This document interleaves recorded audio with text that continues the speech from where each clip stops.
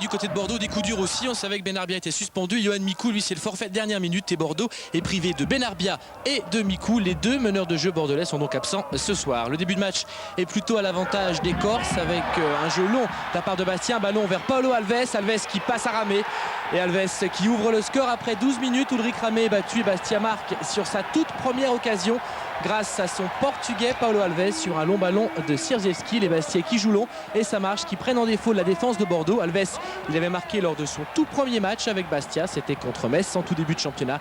Là il marque donc son deuxième but de la saison et Bastia, surprise à Furiani, mène face au leader après simplement 12 minutes. Un leader secoué par des Bastiais qui affichent une conviction bien plus grande que celle entrevue la semaine dernière face à Marseille. Ballon de André et frappe de Frédéric Mendy, qui n'a pas pu trouver le cadre. Des difficultés tout de suite pour les Girondins, privés, on l'a dit, de Benarbia, de Mikou, mais aussi de Djemali derrière. Réaction bordelaise avec Wiltord qui joue milieu de terrain ce soir en raison des absences, c'est pas son poste de prédilection. Relais avec Diawara et Wiltord qui a voulu servir ici Lilian Lasland. C'est la meilleure occasion girondine de cette première mi-temps, mais oui, elle est toute petite cette occasion et ça illustre quand même la domination des Bastiais de Kasper Zak. Frappe de Sierzewski ensuite sur ce coup franc et la tête de Pierre-Yves André qui n'a pas pu cadrer. André a marqué 3 buts depuis le début de la saison, dont 2 lors de la toute première journée. C'était face à Montpellier. Toujours des occasions bastiaises, toujours ce jeu long, souvent Sierzewski à la baguette. Et puis ici Paulo Alves, un duel serré avec sa Belgique et un bon coup franc pour les Bastiais. On est en toute fin de première période. Bastia a l'occasion de faire le break sur ce coup franc bien placé pour un gaucher comme Clayton par exemple. Frappe de Clayton, elle est superbe. Ramé n'a pratiquement pas bougé et elle passe, on le voit sur le ralenti, tout près de la cage du gardien bordelais. Bastia mène 1-0 à la mi-temps et c'est évidemment on ne peut plus logique. Les supporters bordelais sont là, ils sont venus de Vienne, ils sont venus directement de Vienne, ça ne les empêche pas d'être en pleine forme, on l'a vu, pourtant Bordeaux continue d'être dominé. Eddie Bope a le masque, on le comprend. Nouvelle faute de sa Belgique sur Paulo Alves.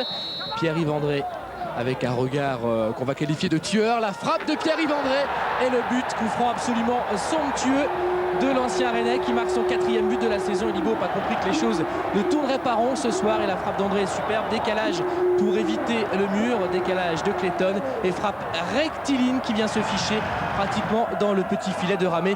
Bastia mène 2-0, les Bordelais sont KO et réagissent tardivement avec un ballon de Torres Mestre qui parvient pour une fois à passer de Guerville. Stand de Torres Mestre, il y a Lilian Lasland au second poteau. Lasland qui est un petit peu court pour reprendre ce ballon.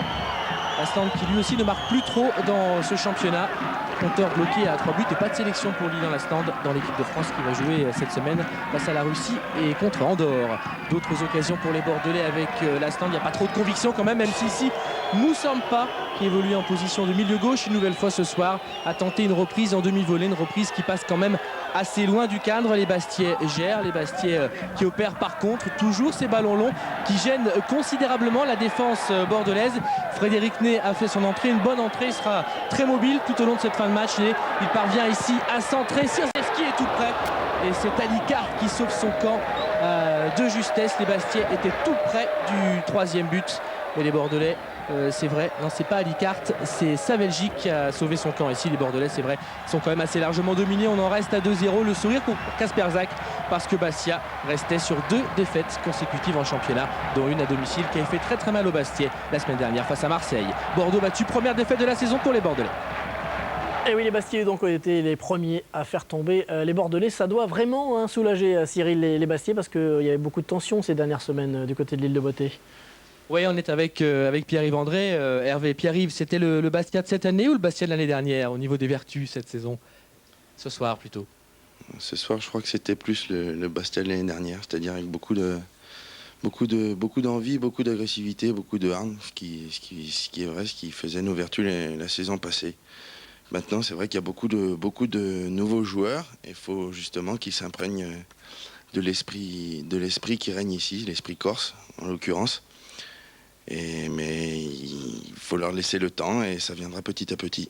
On voit votre coup franc, hein, il est magnifique, on le regarde, vous pouvez peut-être nous le commenter, c'est une superbe frappe.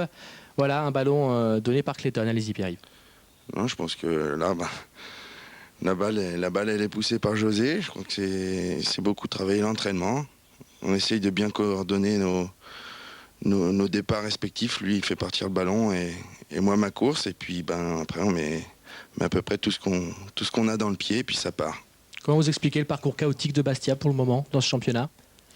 Justement, il y a un effectif qui a été renouvelé à, je dirais, presque à 50%. Il y a beaucoup de joueurs qui sont partis. Sébastien Pérez, Cyril Roll, j'en oublie certainement. Mais c'est vrai que l'année dernière, il y avait un très bon amalgame entre tous ces joueurs dans cette équipe. Donc, ce qui fait qu'on a beaucoup de difficultés, c'est justement la différence aussi de culture entre les joueurs.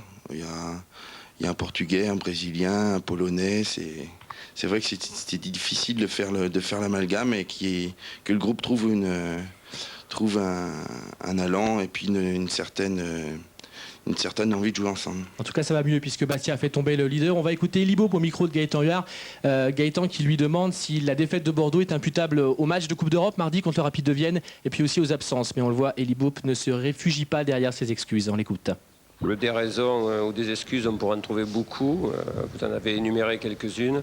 Maintenant, on était 11 sur le terrain. On a fait dans l'ensemble un match pas très bon. Dans l'utilisation du ballon, puisqu'on a eu beaucoup le ballon, mais on ne l'a pas utilisé assez spontanément. Donc il y a une multitude de raisons. C'est un match à oublier. Ceci dit, on ne va pas gagner tous les 34 matchs. Bon, très vite, les Bastiais. Ambition maintenant que la victoire est revenue? Je pense qu'il faut essayer de garder le même rythme, la même envie et puis essayer de remonter au classement le plus vite possible. Ok, merci. À vous Hervé.